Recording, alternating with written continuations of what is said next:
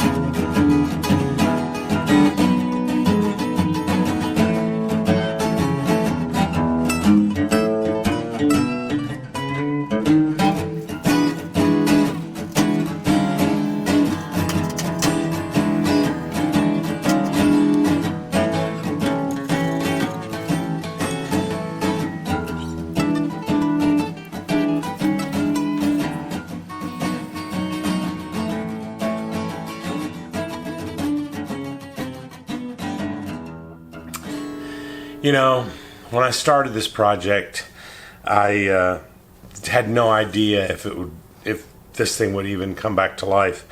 You know, it's locked. Pardon me, it's unlocked. These things spin freely, and they're not supposed to do that, I don't believe. And since I had such doubt, I've been working on two projects at the same time. Just kind of struggling on both of them, actually. But this one I'm going to give up on, and I'm going to keep going on the other one, and hopefully it'll be a video for later. So that's it. I think I'm going to say goodbye to this one for now. If you have any ideas, let me know. Thanks for watching.